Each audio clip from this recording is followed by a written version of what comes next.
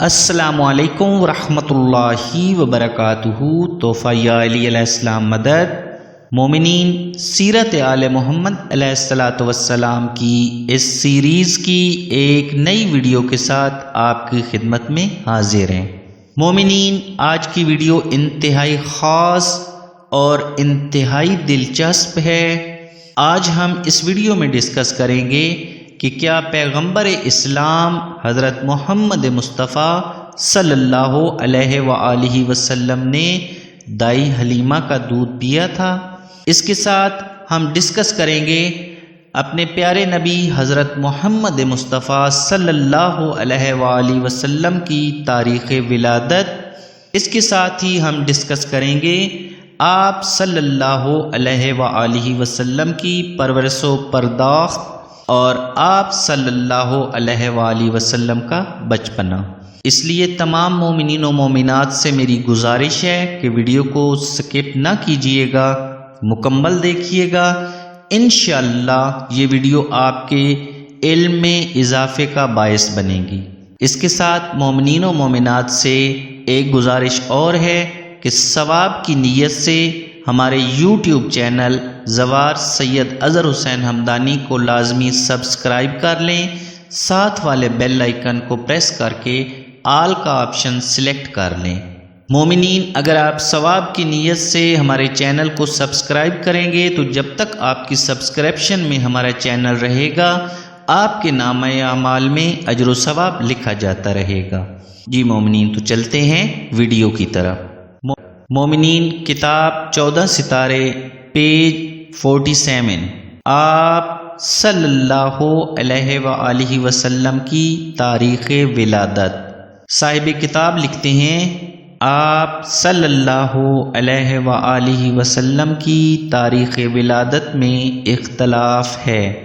بعض مسلمان 2 ربیع الاول، بعض 6 ربیع الاول، بعض 9 ربیع الاول اور بعض 12 ربیع الاول بتاتے ہیں، لیکن جمہور علماء اہل تشیع یعنی تمام علماء اہل تشیع اور بعض علماء اہل تسنن یعنی بعض علماء اہل سنت 17 ربیع الاول یعنی 17 ربیع الاول 1 عام الفیل 1 عام الفیل بمطابق 570 عیسوی 570 عیسوی کو صحیح سمجھتے ہیں۔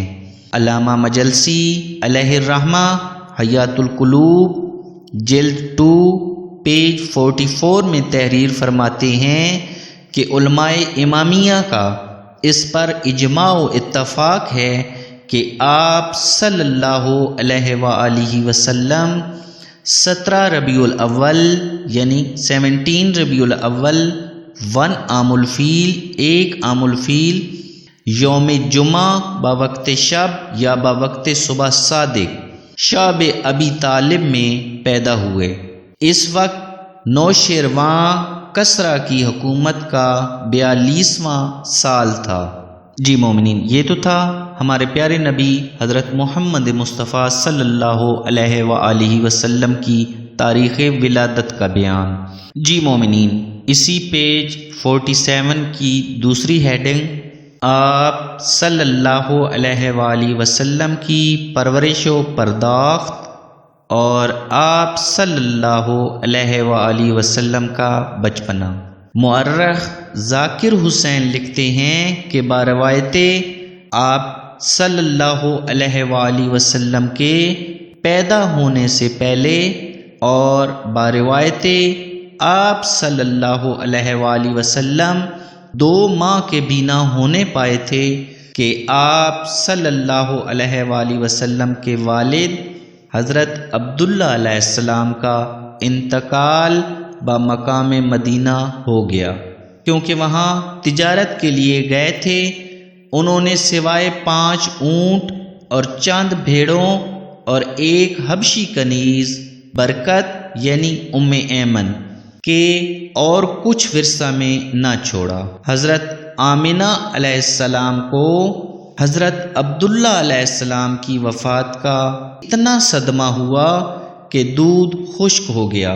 چونکہ مکہ کی آب و ہوا بچوں کے واسطے چندہ موافق نہ تھی، اس واسطے نواح کی بدو عورتوں میں سے دودھ پلانے کے واسطے تلاش کی گئی۔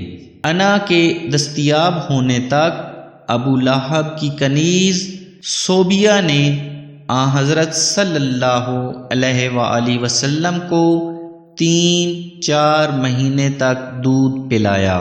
اقوام بدو کی عادت تھی کہ سال میں 2 مرتبہ موسم بہار اور موسم خزاں میں دودھ پلانے اور بچے پالنے کی نوکری کی تلاش میں آیا کرتی تھیں۔ آخر حلیمہ سعدیہ کے نصیبہ نے زور کیا اور وہ آپ صلی اللہ علیہ وآلہ وسلم کو اپنے گھر لے گئیں، اور آپ صلی اللہ علیہ وآلہ وسلم حلیمہ کے پاس پرورش پانے لگے۔ مومنین، اس عبارت کا حوالہ تاریخ اسلام جلد 2 پیج 32، تاریخ ابو الفدا جلد 2 پیج 20۔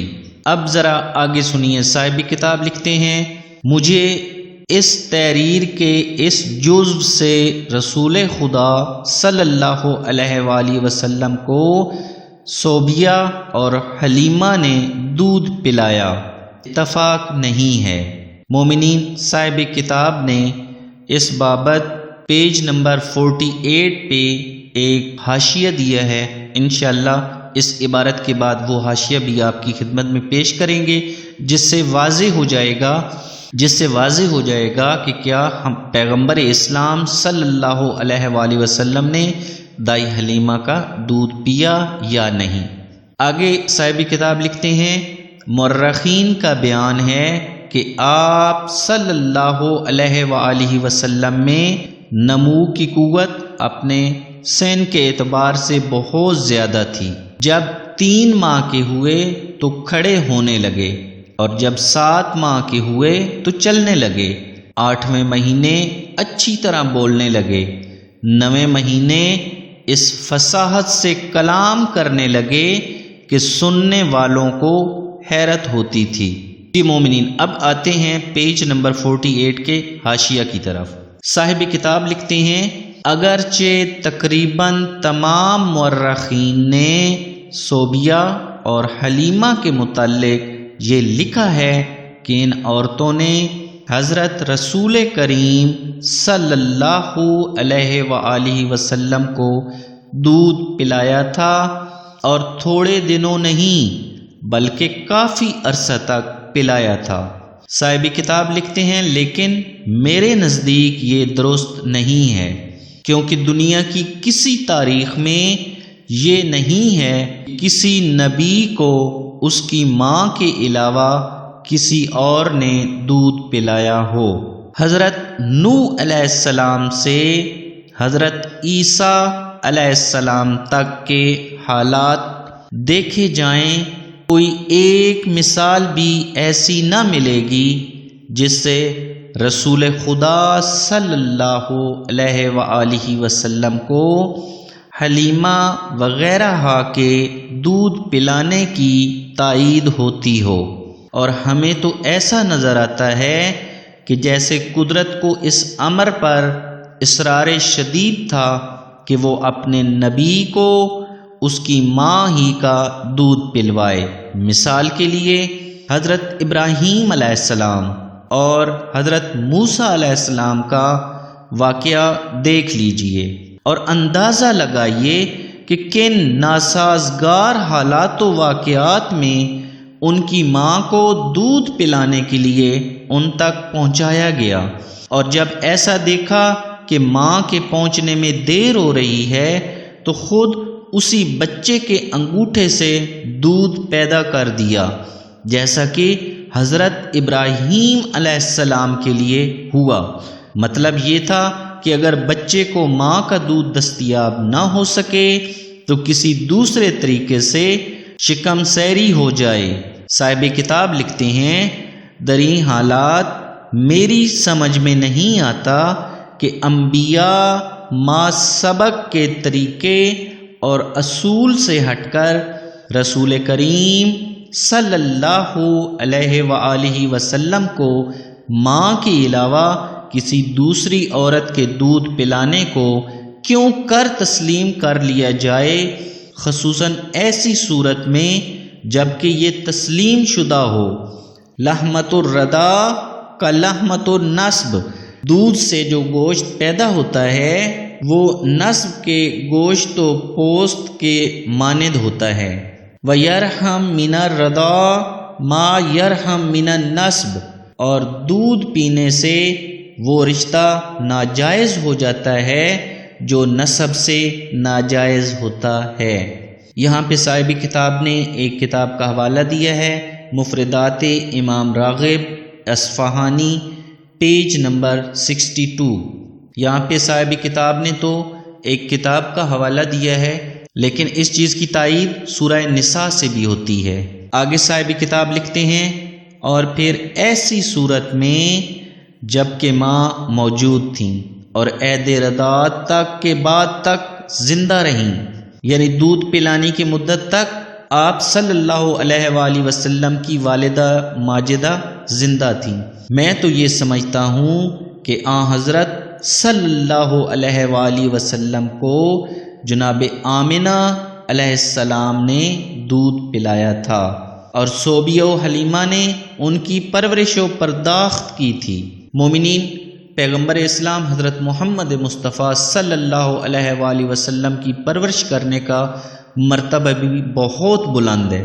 آگے صاحب کتاب لکھتے ہیں، میرے اس نظریے کو اس سے اور تقویت پہنچتی ہے کہ خداوند عالم حضرت موسیٰ علیہ السلام کے لیے ارشاد فرماتا ہے کہ حرمنا علیہ المرادی من قبل، ہم نے دودھ پلائے جانے کے سوال سے پہلے ہی تمام دائیوں کے دودھ کو موسیٰ علیہ السلام کے لیے حرام کر دیا تھا۔ پارہ نمبر 20، رکوع نمبر 4۔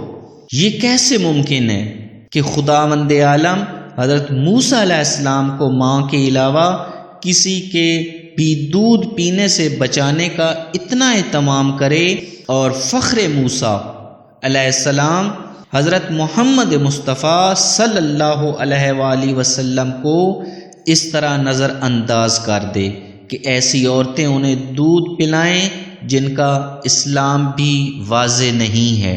جی مومنین، آج کی ویڈیو کے لیے اتنا ہی۔ مومنین، آج کی ویڈیو کے لیے بس اتنا ہی۔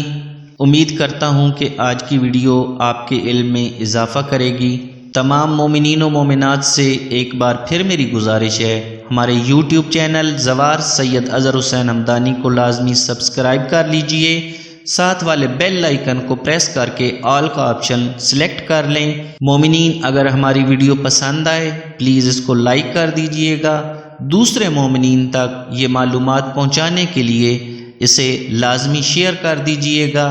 مومنین، ہماری آج کی ویڈیو آپ کو کیسی لگی کمنٹ سیکشن میں اپنی رائے کا اظہار ضرور کیجئے گا۔ اسی کے ساتھ آپ سے اجازت چاہتے ہیں، والسلام علیکم۔ توفیع علی علیہ السلام مدد۔